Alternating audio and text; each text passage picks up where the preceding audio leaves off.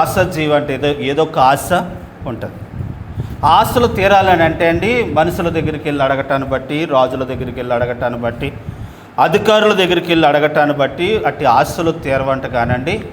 దేని బట్టి తీరుతాయనంటే, మన ఆశలు తీర్చగలవాడు దేవుని దగ్గరకు వచ్చినప్పుడు, ఆయన దగ్గర విన్నపించుకున్నప్పుడు అట్టి వారి ఆశలు దేవుడు ఏం చేస్తాడటండి, తీరుస్తాడు. ఎటువంటి ఆశనైనా ఆయన నామాన్ని బట్టి మనం ఏది కోరినది దేవుడు మనకి ఇస్తాడు. చూడండి, ఏదైనా సరే ఒక విధానం, ఒక పద్ధతి ఉంటుంది. అట్రితి కానీ దేవుడు మన పట్ల కూడా అద్భుత కార్యాలు దేవుడు జరిగించాలంటే ఒక 8 విషయాలు ఉన్నాయండి. ఈ ప్రకారంగా మనం ప్రార్థన చేస్తే దేవుడు మన ఆశలు కూడా తీరుస్తాడు. అవేంటో ఒక్కొక్కటి అక్కడక్క మీకు చూపిస్తానండి. యాకోబు రాసిన పత్రిక 5వ అధ్యాయంలో మనం చూస్తే అండి, 17వ వచనంలో యాకోబు ఏలియా గారు జ్ఞాపకం చేస్తూ సంఘాన్ని వారిని హెచ్చరిస్తూ వారిని బలపరుస్తూ ఉజ్జీవపరుస్తున్నాడు. ఏమనంటే, ఏలియా దినాలలో ప్రార్థన చేయగా వర్షం కురవలేదా? ఏలియా ప్రార్థన చేయగా వర్షం ఆగిపోలేదా? ఆ ఏలియా వలె మీరు కూడా ఏం కలిగి ఉండాలనంటే, ఆసక్తి గలవారై ఉండి ఏం చేయాలట? ప్రార్థన చేయాలి. ఆ మాట చదవంటారమ్మా. ఏలియా మనలాంటి స్వభావము కలిగిన మనుషుడే. వర్షింపుకుండునట్లు అతడు ఆసక్తితో ప్రార్థన చేయగా 3.5 సంవత్సరములు వరకు భూమి మీద ఏం కురవలేదటండి. ఇక్కడ 2 విషయాలు చూస్తున్నామండి. ఏలియా ప్రార్థన చేయగా, ఏలియా ప్రార్థన చేసినప్పుడంట వర్షం ఆగిందంటండి. అది మళ్ళీ ఏలియా ప్రార్థన చేయగా వర్షము కురిసింది. అంటే ఏమంటున్నాడనంటే, ఏలియా చేసిన ప్రార్థన దేవుడు ఆలకించడానికి ఏలియా ఎలా చేశాడట అనంటే, ఆసక్తితో చేశాడట. అంటే అతడు ఆసక్తితో చేసిన ఆ ప్రార్థన బట్టి దేవుడు తన ఆశను దేవుడు నెరవేర్చాడు. ఏలియా కాదండి, మన ప్రార్థన కూడా దేవుడు వింటారు. అలా వినాలనంటే దేవుని దగ్గర మనము కూడా ఏం చేయాలనంటే, ఆసక్తితో మనం ప్రార్థన చేయాలి. కానీ చాలామంది ఏం చేస్తారనంటే, ఏదో చేస్తున్నాము కదా అన్నట్టు చేయకూడదట. మనం చేస్తున్న ప్రార్థన ఆసక్తితో దేవుడు నాకు ఇస్తాడు అని మనం చేసినప్పుడు అంటండి, అది ఏదైనా సరే ఆయన మన పట్ల తీర్చగలవాడుగా ఉన్నాడు అనే విషయాన్ని మీకు తెలియపరుచుకుంటున్నాను. ప్రియులారా, ఎవరు పాల్ యాంగోచో గారు అని ఒక పాస్టర్ గారు ఉన్నారండి. ఆ పాస్టర్ గారి కంటండి సేవలో కొత్తగా వచ్చిన దినాలలో ఒక సైకిల్ కావాలని ప్రార్థన చేసుకుంటున్నాడట. ఆమె ఏం కావాలట?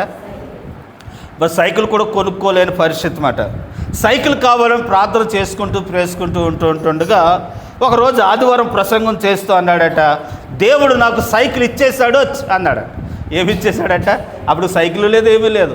అప్పుడు కూరగాయలందరూ ప్రార్థన అయిపోయాక, అయ్యగారండి మీకు సైకిల్ ఇచ్చారంట కదా దేవుడు, ఆ సైకిల్ ఎలాంటిదో చూడదాం అనుకుంటున్నామండి అని వచ్చి చూద్దామని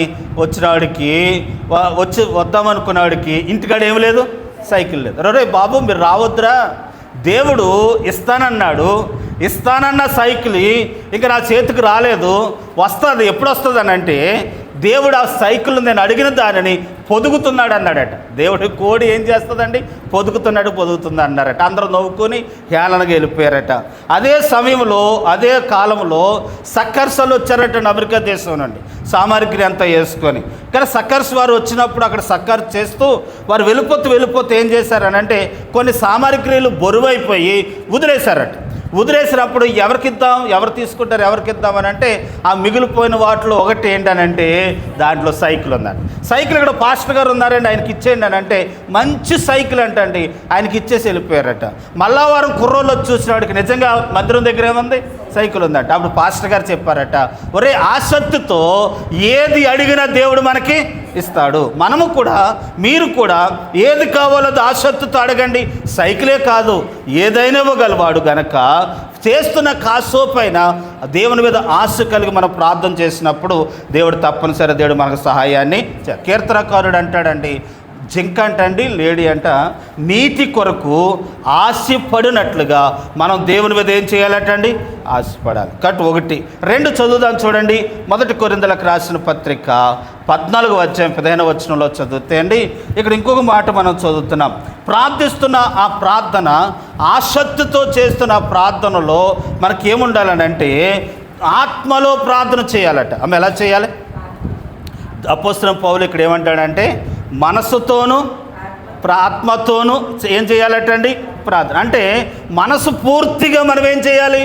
అడగాలి. మనం ఏదో అడిగేస్తున్నాం అన్నట్టుగా అడగకోకుండా హృదయపూర్వకంగా అంతరంగంలో నుండి మనస్సులో నుండి ప్రార్థన చేస్తే దేవుడు అదే చెప్తున్నాడు పౌలు గారు, మీరు ప్రార్థన చేస్తున్నది ఏదైతే ఉందో అది మనస్సుతోనూ ఆత్మతోనూ చెయ్యండి అని చెప్తా ఉన్నాడు. చూడండి, ఒక పడవ సముద్రంలో ప్రయాణం చేయాలని అంటే ఆ పడవకి ఏం కడతారని అంటే తెరసాప కడతారు.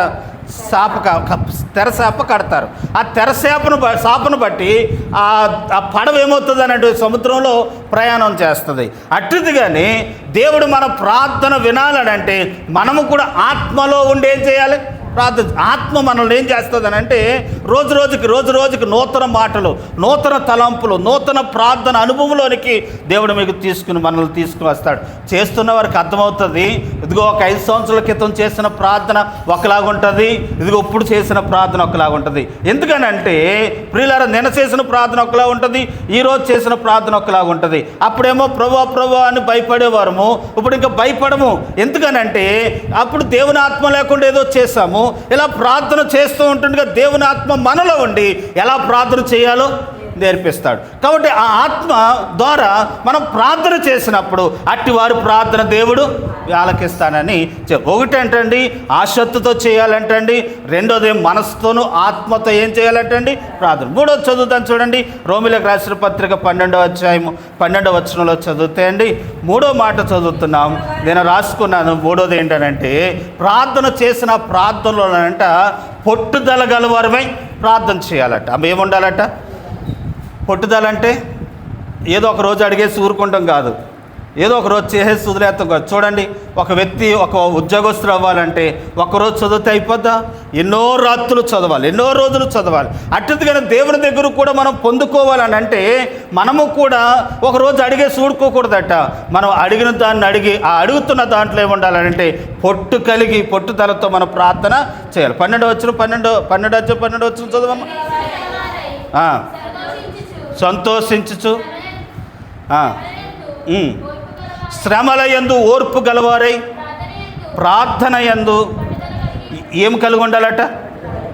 ప్రార్థన యందు మనం ఎప్పుడు కూడా ఏం కలిగి ఉండాలనంటే పట్టుదల గలవారంగా ఉండాలి. కాబట్టి నిన్న చేసాం కదండి మళ్ళీ రోజు చేయాలా, మొన్న చేసాం కదండి మళ్ళీ రోజు చేయాలా అనకూడదు.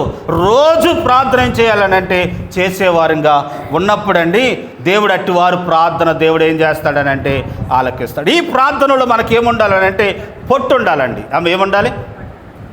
ఒక ఆయన ఒక కథ చెప్పాడు, ఒక మాట చెప్పాడు. ఏంటంటే ఎంతవరకు సత్యమో తెలియదు కానీ అడవుల్లోకి వెళ్ళిన వాళ్ళు కొండ ఎక్కాలన్నప్పుడు కొండ ఎక్కాలనుకున్నప్పుడు మరి ఆ పైకి కొంకేస్తారు కదండి, తాడు పైకి కొంకేసి కొంకి తాడు కట్టి పైకేసి ఆ రొబ్బకో దేనికో అతుక్కున్న తర్వాత అప్పుడు ఆ తాడు అట్టుకుని కొండ ఎక్కుతారట.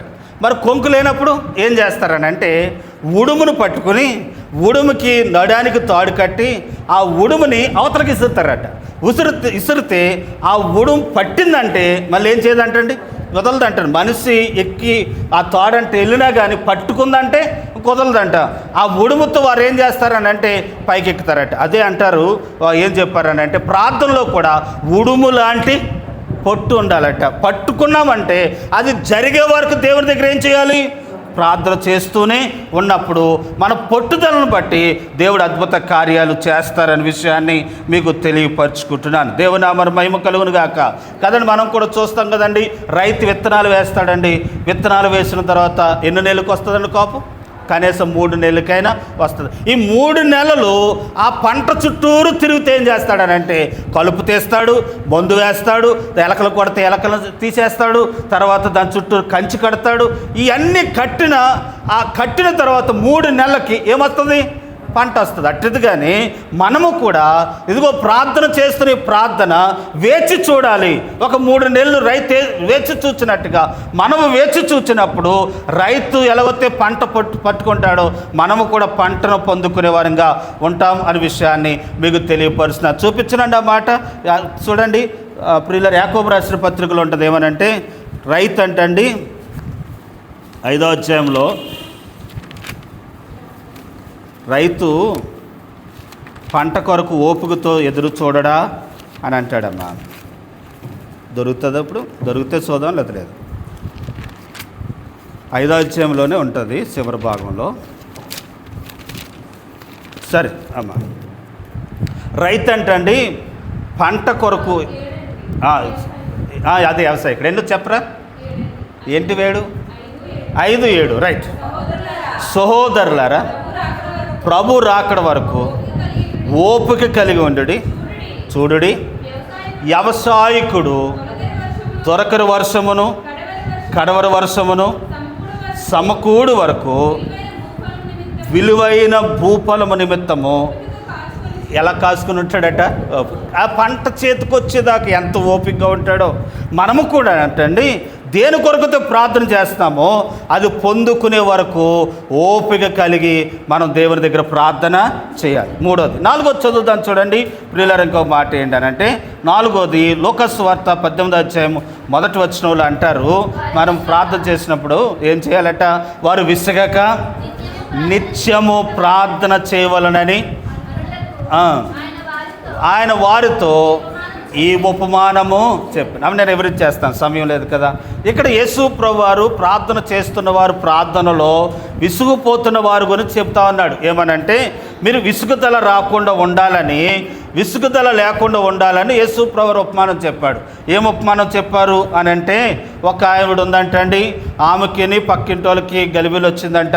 వచ్చినప్పుడు రాజుగారి దగ్గరికి వెళ్ళిందంట. రాజుగారి దగ్గర కొంచెం 2 బాబు నాకు న్యాయం తీరుస్తాకని అన్నారంట. ఆ రాజు అలంటాడు అని అంటే మనుషులకి భయపడ్డంట, దేవునికి భయపడ్డంట, అసలు జాలి హృదయం లేదంట. ఆయన అన్నాడు కఠిన హృదయం, తెల్లమ్మా రేపు రామ్మ అన్నాడట. వెళ్ళిపోయిందంట అండి, మళ్ళీ రేపు వచ్చిందంట. వెళ్ళిపోయిందంట, మళ్ళీ వచ్చిందంట. వెళ్ళిపోయిందంట, మళ్ళీ వచ్చిందంట. ఇలా రావటాన్ని బట్టి రాజు అయినా ఇసుకుపోయాడు, కానీ వచ్చినప్పుడు మాత్రం ఇసుకుపోలేదంట. అప్పుడు అది చెప్తాడు యేసయ్య ఏమని అంటున్నాడు అంటే, ఇదిగోండి ఆ కఠినాత్ముడైన రాజు హృదయమే కరిగినట్లుగా, నేను కఠినాత్ముడేం కాదు కదా, మీరు పదే ఇసుకుదల లేకుండా దాన్ని అడిగితే నేను త్వరగానే మీకు న్యాయము తీరుస్తాను. ఆ మాట ఉంటుంది అక్కడ. ఏంటంటే నేను ఏర్పాటు చేసుకున్న వారు దేవారాత్రులు మొరపెట్టుతున్న వారు మొర విని నేను వారికి త్వరగా న్యాయం తీర్చనా అని అంటాడు.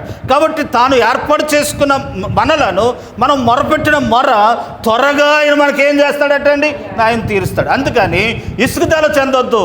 కనుక ప్రార్థనలో మాత్రం ఇసుకుదల రాకూడదు. అటు రీతిగా మనం ఉండేవారంగా ఉండాలి. ప్రియులారా, 1 సమూయేలు రాసిన గ్రంథంలో 1వ అధ్యాయం 15వ వచనంలో మనం అంటే హృదయాన్ని కుమ్మరించుకొనుచు ప్రార్థన చేయాలట. ఆమె ఎలా చేయాలట? ఎవరు చేశారు అలాగా? హన్న కదండి.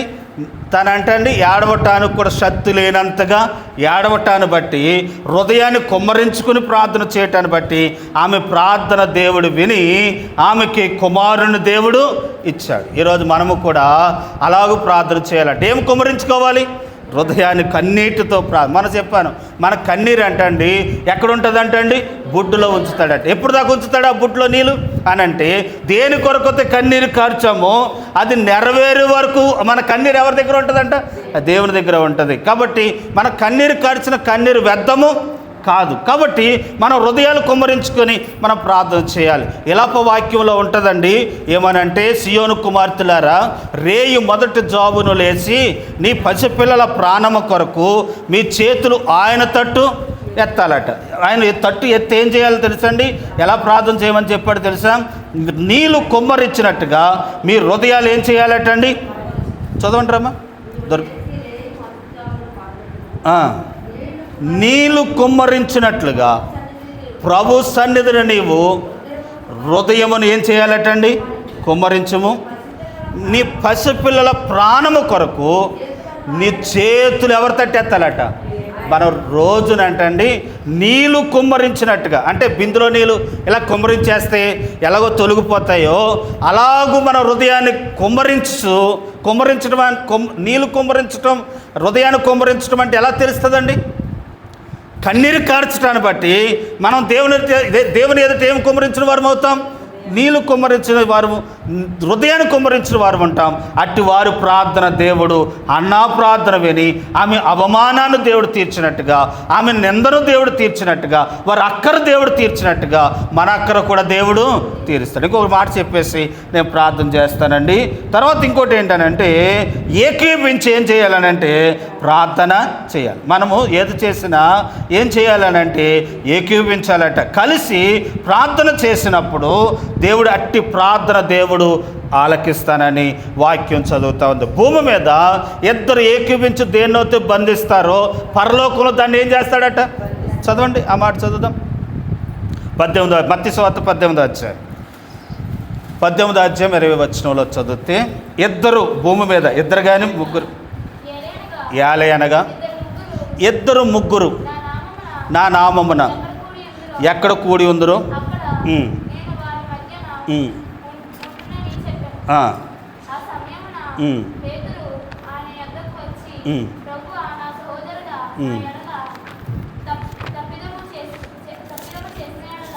చాలమ్మా. ఇక్కడ ఏమంటారంటే 18వ అధ్యాయంలో ప్రియులారా, అది ఎన్నో వచ్చినవరమ్మా? 18. భూమి మీద మీరు దేనిని వేడుకుందరో వేటిని బంధించుదురో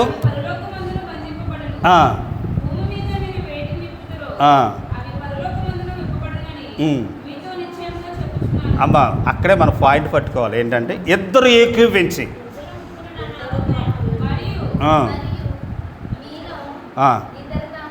అది ఇద్దరు తాము వేడుకున్నది దేనిని గూర్చి అయినను భూమి మీద ఏకీవించిన ఎడల అది పరలోకమందును భూమి మీద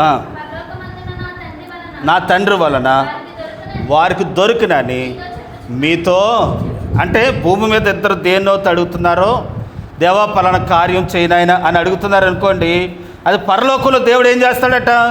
ఇప్పుతాడట. కనుక భూలోకంలో ఉండి ఇక్కడ ఉండి మనం ప్రార్థన చేస్తూ దేవా పలానా కార్యం చేయనాయన అని దేన్నైతే మనం అడుగుతున్నామో ఆ విషయంలో దేవుడు మనకు సహాయాన్ని చేస్తానని వాక్యము సెలవిస్తూ ఉంటుంది. కాబట్టి ఈరోజు మనం భూమి మీద దేన్నైతే ఏకీపిస్తున్నామో, దేన్నైతే మనం అందరూ అడుగుతున్నామో, ఏదైతే ప్రార్థన చేస్తున్నామో, ప్రార్థన చేస్తున్నది దేవుడు మనకి ఇస్తాడు అని వాగ్దానము చేస్తూ ఉన్నాడు. అలా ఇవ్వాలనంటే భూమి మీద వ్యక్తులు ఏం చేయాలంట? ఏకీభించి అడగాలి. ఎప్పుడైతే ఏకీభించి అడుగుతున్నా అందరూ ఒక్క మనస్సుతో అడుగుతున్నామో, ఒక్క మనస్సుతో ఒక దాన్ని అడిగినప్పుడు దాన్ని దేవుడు అద్భుతాన్ని చేస్తాడు. అందుకే కొన్ని అంశాలు రాసి మీకు చూపించారు. కీర్తన 133వ కీర్తన 1వ వచనంలో అంటాడు, సహోదరుల ఐక్యత కలిగి నివసించుట ఎంత మేలు ఎంత మనోహరం అంటాడు. ఎంత మేలు అని అంటే ప్రియులారా, అక్కడ శాశ్వత జీవమును ఆశ్రదం అచ్చట ఉంటుంది. అంటే అచ్చట ఐక్యత ఉన్న చోట. ఈ మాట చెప్పేసి ప్రార్థన చేస్తాను. అందరూ ఒకసారి దేవుని స్తోత్రం ఇద్దామండి. నేను ఇదివరకు చెప్పాను, మోసే 2 చేతులు పైకి ఎత్తాడట, బొరువెక్కి పని అంట, ఇంకా ఎంతో పని ఎత్తగలుడు దింపేశాడట. ఒక్కొక్క అంశం కొరకు చేస్తూ ఉన్నాడట. చేస్తూ ఉంటుంటే చేతులు బొరువెక్కి దింపేసినప్పుడు ఊరు అహరోన్ అని వారు ఇద్దరు ఏం చేశారంటే, ఒరే నువ్వు ఆ చెయ్యట్టుకురా, నేను ఈ చెయ్యట్టుకుంటానని ఇలా పట్టుకున్నారట. ఇలా పట్టుకున్నారంటే ఎప్పుడు దాకా? సూర్యుడు అస్తమించే వరకు. ఇలా పట్టుకుంటే ఏమైందనంటే వారికి జయం వచ్చే వరకు అలాగే ఉన్నాయంట. ప్రియులరా, వారికి జయం రావటానికి కారణం మోసే చేతులు పైకెత్తాడు.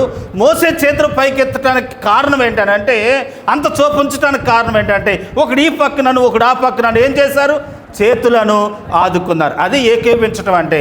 ఆ ముగ్గురు ఏకీభించడం ద్వారా వారందరికీ ఏమొచ్చిందంటండి?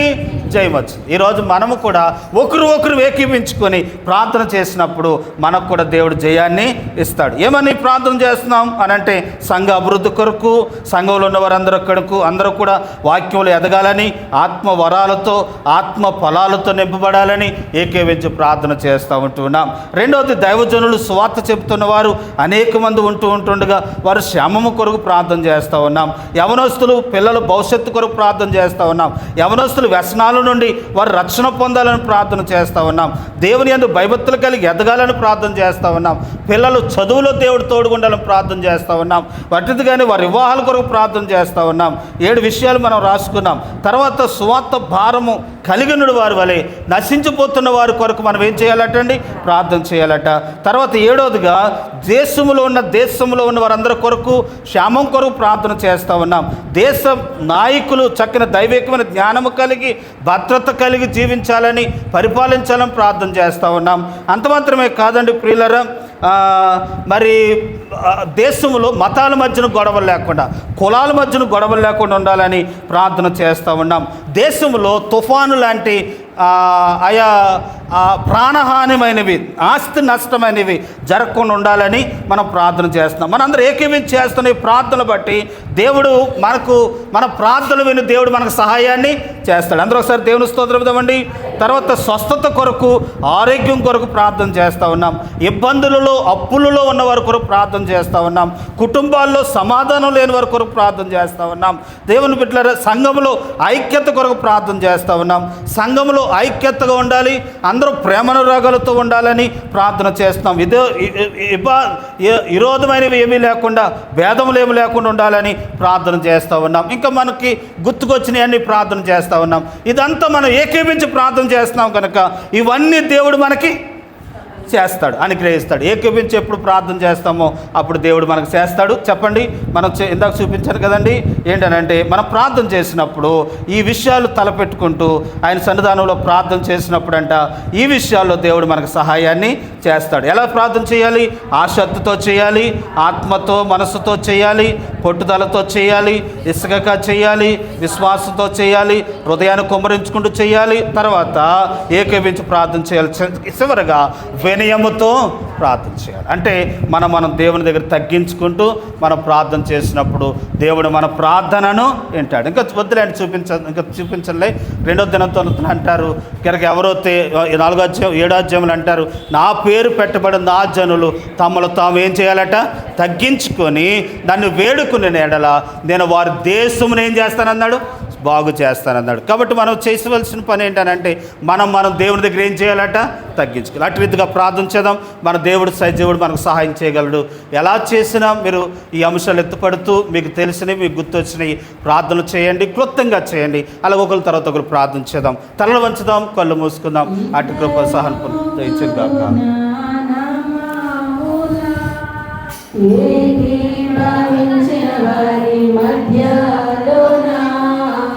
ఇద్దరు ముగ్గురు నామమున ఏకీభవించిన వారి మధ్యలోన ఉండేదని మన దేవుడే.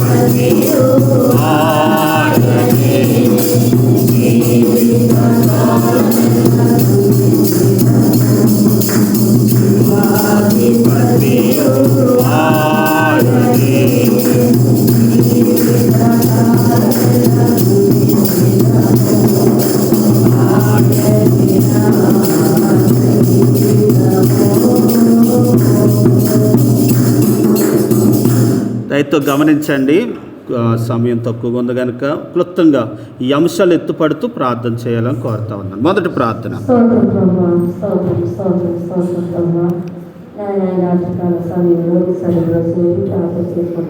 అందరూ కళ్ళు మూసుకోవాలి, అటు ఇటు తిరగకూడదండి, అటు ఇటు చూడకూడదు.